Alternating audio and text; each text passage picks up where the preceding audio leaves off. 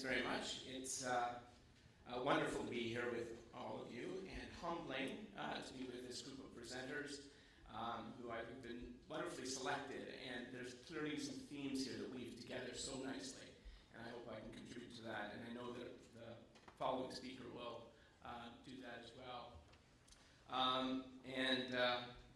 So I will say there's obviously lots to say, and so little time. I want to check my timer here. So let's get on with the presentation.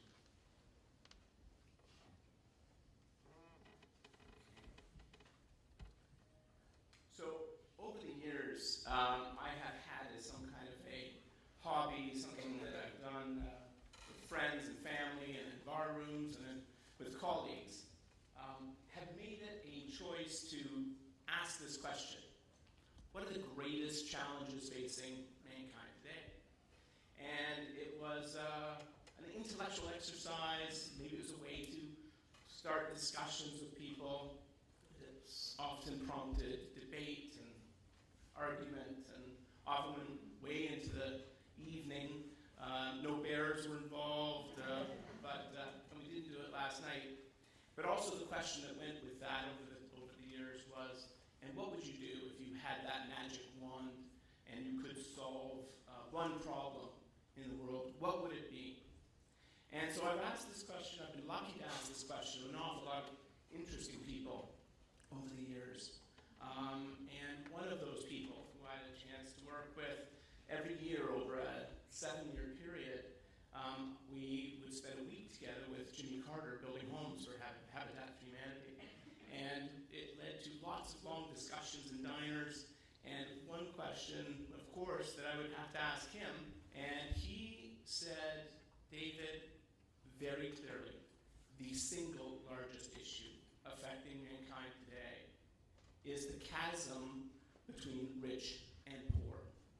And he went through a very long and elegant and articulate argument for why that was exactly the case. As he demonstrated, it was the tensions that were created by having the haves and the have-nots, and to have them in such close proximity to each other, as we find in so many cities, so many communities, where the object poor are living right up against those of incredible wealth. And as I thought about what he said, and I've worked on issues that are related to this divide through the course of a career, I often think about this. And now I see Ian is here from the UK, and I know this is a very well-traveled audience, and so you may have heard a small little sound, and then mind the gap as you enter the London Tube. And the reason for that is because there's this crack. And the consequences of falling between the crack, falling into that gap, are dire if you're in the London Tube. But so are they dire if you fall between the cracks in our society. And that is what I've been working on, maybe through much of my career, maybe most focused and in the most valued way through my work with Pathways to Education over the last 2 or 3 years. What I have learned surprised me. And I consider myself a fairly well-informed and well-read person. But to find out that we have dropout rates in this country of 40%, 50%, 60%. And in the case of a community that I know our next speaker, Richard Jock, is very familiar with, in the north end of Winnipeg, we have a dropout rate of 78%. And what we know is that this divide is driven by an income gap. We know that families, kids from families of lower income status are 3 times more likely to drop out than those from middle or upper income families. And we know that kids that drop out will have 2 or 3 times greater chance of being unemployed.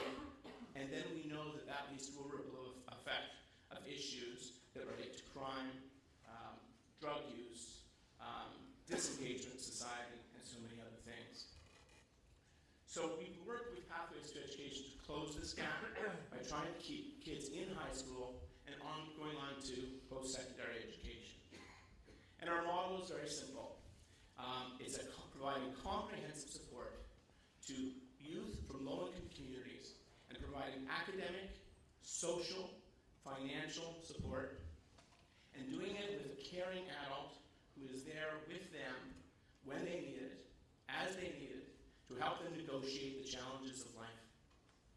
And we have, through our work, and it includes after-school tutoring, mentoring, and financial support towards scholarships, and helping them through day-to-day needs, we've seen dramatic results.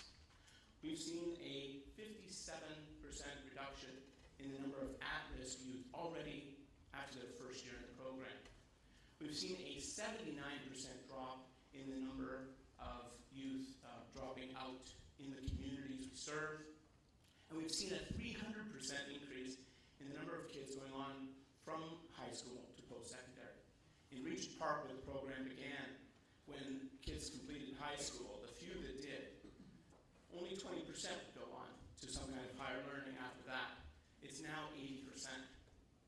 In the communities we work in, we have an average of 87% of the kids in that community that are participating in our program. And we've now taken the program and expanded it across the country. But I can talk about it in these kinds of terms of results, but the real results are the youth. So I'm going to hope that this video will launch in a second. I did get my marks back up, but more than that, they motivated me and they mentored me and they made me believe in myself again.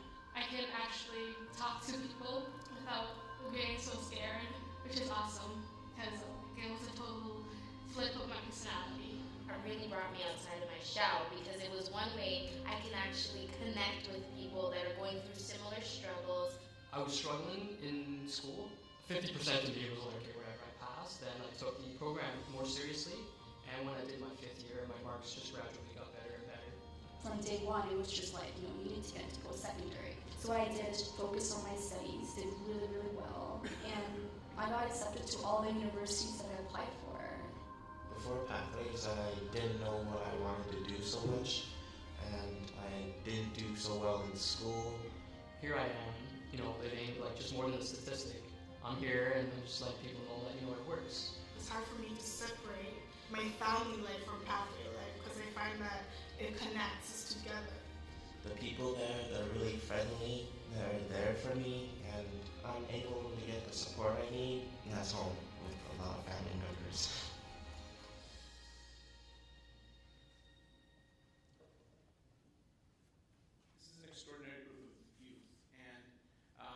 We now have 3,300 of them across the country. We will soon have 4,300 students, and we are working to have many more. As we look at what our future is as an organization, and this brings me to why I'm here today, I believe. If we look at our focus, we measure everything. We do all we can to create an excellent program. We'll continue to invest in that in the future. We have aspirations to plan to grow across the country, to be in all provinces, serving more youth down the road. But our program is relatively expensive. It's intense. It goes deep into the communities. We spend a long time with each of the youth. There is no model that we could think of that would enable us to serve even a fraction of the youth that truly need additional support to get on through school and on to post-secondary, and to really use that to unlock their unlimited potential. And so as our third core strategy as an organization, we want to look at broadening our impact, how we can leverage the work we're doing to go on and have a multiplier effect in the work that we do. And this is where I believe we come to our ultimate strategy or our ultimate goal. Here you can see just some of the growth numbers of how we've grown the organization over the last few years. But more importantly, this is what we aspire to do. Our ultimate goal or our ultimate strategy is to make Canada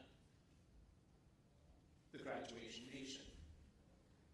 And what this is more than anything else, it's a call to action. It's an invitation. It is a request that we as a country and as its entire citizenry embrace education in a way that we haven't to date. Our vision of Canada, our vision of the future, is a country that doesn't make it possible for us to have 70 and 80% dropout rates, for there to be this huge divide between one economic group and another, or socioeconomic class, or between immigrants and non-immigrants, between Aboriginal and non-Aboriginal, the way it exists today in this country. In fact, our provincial averages are already 20-25%, and we believe that's not tolerable or acceptable. And so our request, our call to action, is to work together. Because the work that we have ahead of us is not the work of any one organization, of any one individual. This is going to require some kind of a bold move. It's going to require collaboration on a scale that we've not had before. It's equivalent to, and I saw in one of the earlier slides, somebody looking up at the big moon. And it is like a JFK call to say we are going to go to the moon and come back safely. This is the kind of thing to create a graduation nation where we can stand on the world stage and say that as a country we are putting our priority on education, on improving education outcomes, making sure these youth are truly prepared for what life is going to hand them, and in so doing, create a more prosperous country and a healthier nation. No organization is better for us to partner with than the YMCA. And I've enjoyed so much working with Scott over the last year or so as we've gotten to know each other. And I respect so much the work he has done and that all of you have done. But I can't think of an organization better poised to work with. And I know that we've already started discussions, talking to other organizations to see what we could do together. And I don't know what it looks like, but that will be the subject of our conversation this afternoon in the workshop, to start exploring ideas on how we might work together. And while I don't know what it looks like, I do know it will be about being bold. It will be about putting our personal and organizational interests aside. It will be about leveraging our assets, our talents, our passion, collectively, to do something that's never been done before. So I invite you to participate in that discussion and to join Pathways to Education in making Canada